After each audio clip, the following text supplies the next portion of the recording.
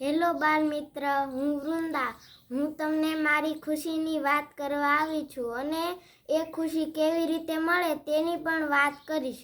હું નવોદય પ્રવેશ પરીક્ષામાં પાસ થઈ ગઈ છું અને સીઈટી કોમન એન્ટ્રન્સ ટેસ્ટમાં પણ પાસ થઈ ગઈ છું.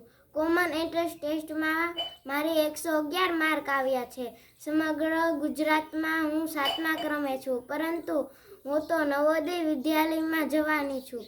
આ બંને પરીક્ષાની તૈયારી મેં ધોરણ 5 શરૂ થયું ત્યારથી જ કરી હતી. તે તૈયારી મને મારા મમ્મી અને પપ્પા કરાવતા હતા અને હું સતત તૈયારી કરતી રહી. તેથી મને સફળતા મળી છે. તમે પણ મારી જેમ તૈયારી કરતા રહેજો, જેથી કરીને બંને પરીક્ષા પાસ થઈ જાઓ. તમારે જેમાં જવું હોય તેમાં તમે જઈ શકો અને આ બંને પરીક્ષાની તૈયારી કેવી રીતે કરવી તે મારા મમ્મી તમને સમજાવશે. હેલો બાળ મિત્રો, નમસ્કાર. મારી યુટ્યુબ ચેનલમાં તમારું સ્વાગત છે. તમે જોયું ને, જે મહેનત કરે તેને સફળતા મળે જ છે.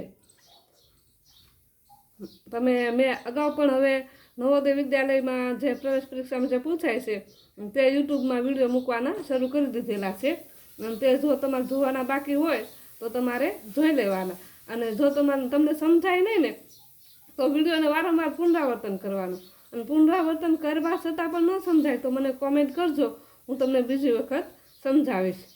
અને જે વિડીયો મૂક્યા છે તે બધા જ વિડીયો એવા છે કે તમે એ વિડીયોની બહાર તમને પૂછાશે નહીં. અને મેં બધા વિડીયોમાં સમજૂતી આપેલી છે, ઉદાહરણ આપેલા છે, અગાઉની પરીક્ષામાં પૂછાયેલા પ્રશ્ન આપેલા છે.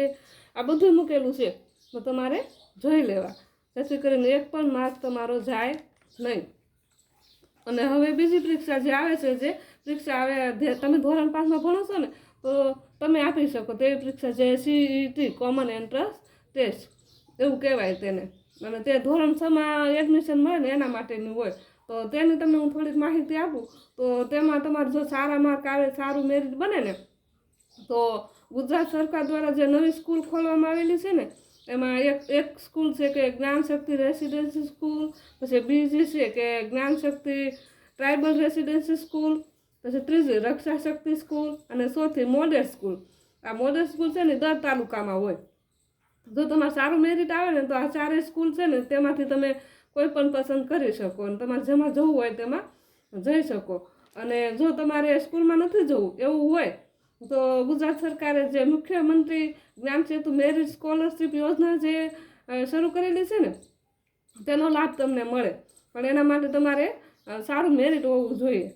તો એમાં તમારે એવું હોય કે તમારે જો પ્રાઇવેટ સ્કૂલમાં ભણવા જવું હોય ને તો તમને દર વર્ષે 20,000 શિષ્યવૃત્તિ મળે. તે 6ઠા ધોરણથી 12 સુધી ભણો ને ત્યાં સુધી તમને દર વર્ષે 20 મળતા રહે. અને જો તમારે પ્રાઇવેટમાં ભણવા નથી જવું અને સરકારીમાં જ રહેવું છે તો સરકારીમાં રહ્યો તો પણ તમને 5,000 શિષ્યવૃત્તિ મળતી હોય. તો આ શિષ્યવૃત્તિ પરીક્ષા અને આ જે અલગ અલગ સ્કૂલની પરીક્ષા માટે તમારે તૈયારી કરવી હોય તો બાળમિત્રો મારી સાથે તમે તૈયાર થઈ જાઓ અને સતત તૈયારી કરતા રહેજો. તો હવે હું એમાં તમને કેવું પૂછાય એ તમને સમજાવું. તો 1 થી 5માં જે અભ્યાસ તમે કર્યા હોય ને તે પૂછાતો હોય.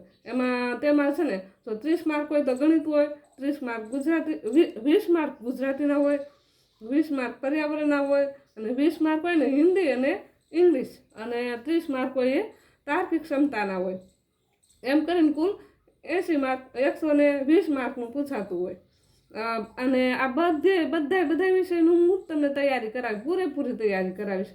એમાંથી હું જે તૈયારી કરાવીશ ને એમાંથી એક પણ માર્ક તમને બાદ જશે એવી તૈયારી હું તમને કરાવીશ.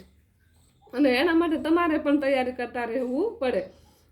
અને બીજું કે હું જીસીઆરટી દ્વારા જે મૂકવામાં આવેલી જે પ્રશ્ન બેંક છે તે પણ ભણાવીશ, સમજાવીશ. પછી જે નમૂનારૂપ પ્રશ્નપત્ર આપેલા છે ABCD જેવા, કાંઈક 6 જેવા, તો એ પણ તમને હું ભણાવીશ અને નહીં સમજાય ને તે બધું સમજાવીશ.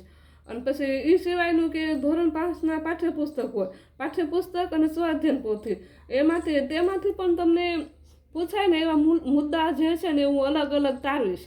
અને અલગ અલગ તારવેલા મુદ્દામાંથી હું તમને તૈયારી કરાવીશ, જેથી કરીને તમને આ પાઠ્યપુસ્તક ને પ્રશ્ન બેંકની બહાર કાંઈ પણ થશે નહીં. પ્રશ્ન બેંક આપેલી હોય ને એ તમને કેવા પ્રશ્ન પૂછાય છે તે નમૂના માટે આપેલી હોય. અને જે પ્રશ્ન તમને એક્ઝામમાં પૂછે ને તો બેઠા બેઠા નથી પૂછતા, પરંતુ પાઠ્યપુસ્તકમાંથી પૂછે છે. તો પાઠ્યપુસ્તક અને સ્વાધ્યાયન પોથી બંનેની તૈયારી હું કરાવીશ. આ માટે તમે સતત જોડાયેલા રહેજો. તમે મારી યુટ્યુબ ચેનલને જોડાયેલા રહેજો ને પછી તમારા મિત્રોને પણ જોડજો. પછી યુટ્યુબ ચેનલને સબસ્ક્રાઈબ પણ કરજો. અને જે વિડીયો હું મૂકું ને એટલે તરત જ તમને મળી જાય, જેથી કરીને તમારે સબસ્ક્રાઈબ કરવો પડશે. અને મેં યુટ્યુબ ચેનલમાં મારા પ્લેલિસ્ટ પણ અલગ અલગ મૂકેલો છે, નવોદયના પણ અલગ મૂકેલા છે. એવી રીતે સીડ કોમન ટેસ્ટનું પણ પ્લેલિસ્ટ હું મૂકીશ. તો એમાં પણ તમે પ્લેલિસ્ટમાં જાઓ ને એટલે ઝડપથી તમને વિડીયો મળી જાય. અને આપણે બધા એવું નક્કી કરીએ કે આપણે માતા પિતાને આવી રીતે શિષ્યવૃત્તિ ભરવી ન પડે, શિષ્યવૃત્તિ આપણને મળે જેથી ફી ભરવી ન પડે, એવી રીતે આપણે માતા પિતાને કાંઈક ને કાંઈક મદદ કરીશું. બધા વિદ્યાર્થી નક્કી કરીશું કે હું મારી ફી જાતે જ ભરીશ. બસ આટલું કરો એટલે તમે તૈયારી મારી સાથે કરતા રહેજો. અને આજે હું તમને છે ને કેવા પ્રશ્ન પૂછાય ને તમને ખબર પડે ને એટલા માટે હું એક 2024માં જે CET કોમન એન્ટ્રન્સ ટેસ્ટ દેવાના છે ને તેનું એક પેપર છે ને એ પેપર સોલ્વ કરાવીશ. અને હું જે બોલું છું ને એવી રીતે જ તે મેં વૃંદાને બધી તૈયારી કરાવી હતી. વૃંદાને મેં 2 મહિનામાં 111 માર્કની તૈયારી કરાવી હતી. એવી તૈયારી જે વૃંદાને કરાવી એવી તૈયારી હું તમને કરાવીશ. આ એક પેપર જોઈએ આપણે.